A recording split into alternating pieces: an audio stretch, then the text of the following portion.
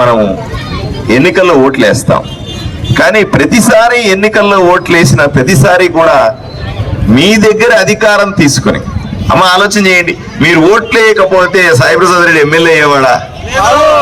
పోనీ ఏ రోజన్నా మీ వల్లనే అతనికి అధికారం వచ్చింది కదా, మీ వల్లనే అతను ఎమ్మెల్యే అయినాడు కదా, ఏ రోజన్నా మిమ్మల్ని కనీసం మనుషులుగా అన్నా గుర్తించినాడా? ఏదైనా కష్టం కోసం ఆయన ఇంటికి వెళ్ళండి, గేట్ దగ్గర చేయి కట్టుకొని నిలబడాలంట. అదేమన్నా మనిషి అంటే ఊడి పడినాడు అనుకుంటున్నాడు యాడ్ నుంచానా? ఆలోచన చేయి,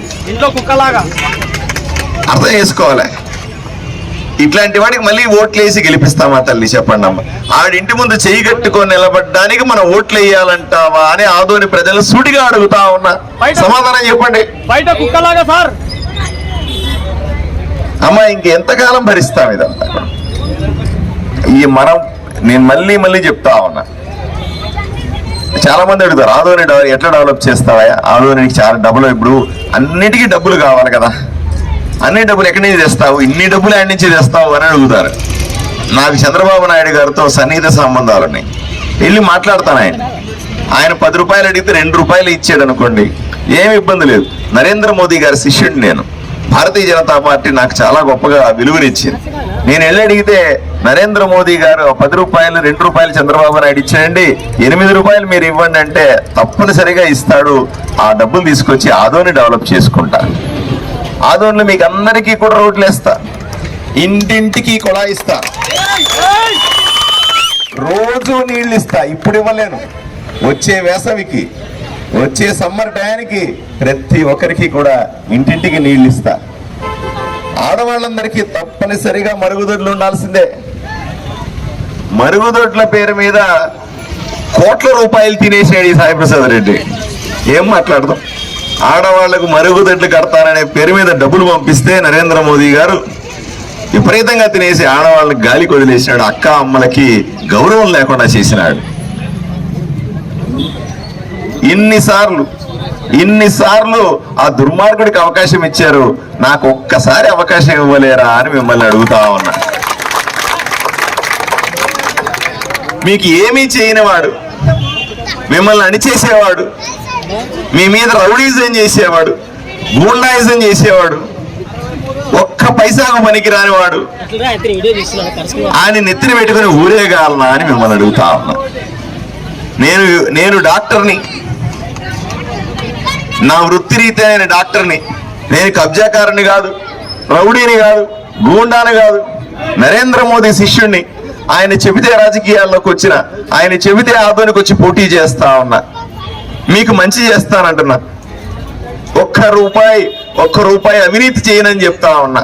ప్రభుత్వం దగ్గర నుంచి వచ్చే డబ్బులన్నీ కూడా 1 రూపాయిలో తేడా లేకుండా మీకు ఖర్చు పెడతానంటా ఉన్నా. నాతో పాటుగా 3 పార్టీలు, తెలుగుదేశం, జనసేన పార్టీలు కూడా అండగా నిలబడతా ఉన్నాయి. ఆలోచన చేయండి అమ్మా. నేను అడుగుతుంది ఒకే ఒక్కసారి ఆశీర్వాదం, ఒకే ఒక్కసారి ఓటు. ఆదోని తలరాత మార్చే ఓటు. ఒక్కసారి ఓటు వేయాల్సిందిగా పింఛన్లు లేవని అమ్మ చెప్తా ఉంది. వానొస్తే వాడిని పిల్లలు కొట్టుకొని పోతారంట అక్క చెప్తా ఉంది. లోతట్టు నీళ్ళన్నీ ఉన్నాయి. ఈసారి నువ్వు అడుగుతున్నావు కదా, సాయిప్రసాద్ రెడ్డి మళ్ళీ ప్రచారానికి వస్తాడు, ఈ పోలు గట్టి నువ్వు ఆయన్ని నువ్వేం చేస్తావంటే, ఇప్పుడు నేను పోతానే సాయంకాలం సాయిప్రసాద్ రెడ్డి వస్తాడు, నేను ఏడపోతే వెనకాల తిరుగుతా ఉన్నాడు. అర్థమైందా? పోగానే సాయిప్రసాద్ రెడ్డి వస్తాడు. ఏం చేస్తాను? ఆడవాళ్ళందరూ చుట్టూ చేరండి. మగవాళ్ళకందరికీ భయం ఈ ఊరిలో. మగవాళ్ళందరికీ చాలా భయం కాబట్టి ఆడవాళ్ళందరూ ఏం చేస్తారు? చుట్టూ చేరండి. ఆ చెట్టు మధ్యలో చెట్టు ఉంది కదా, అది ఉంది కదా, బ్యానర్ ఉంది కదా, దానికి కట్టేయండి. కట్టేసి ఏం చేసినావు మా డబ్బులన్నీ అని అడగండి. అడుగుతావా?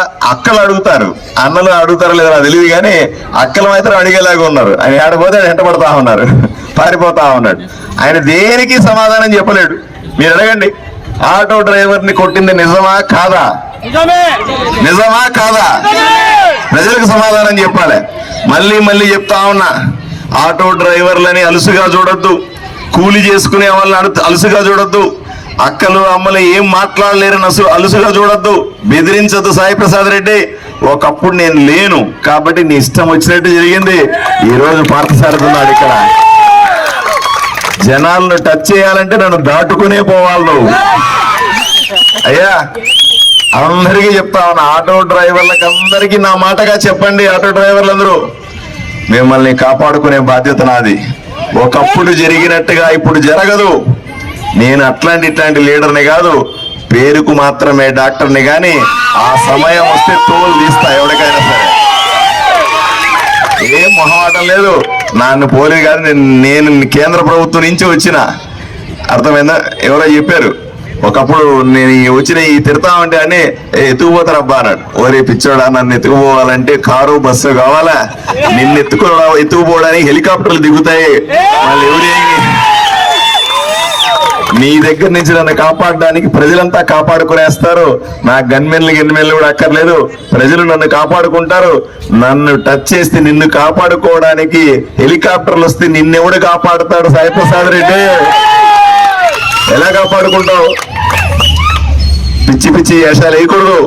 ప్రజలకు ధైర్యం ఉండాలా, ప్రజల దగ్గర ఓటు అడుక్కోవాలి, ప్రజలకు మంచి చేసి ఓటు అడుక్కోవాలి. బెదిరించి ఓటు అడుగుతూ ఉంటే మనం ఊరుకుంటామా తల్లి? మీరు చెప్పండి అమ్మా. ఒక చిన్న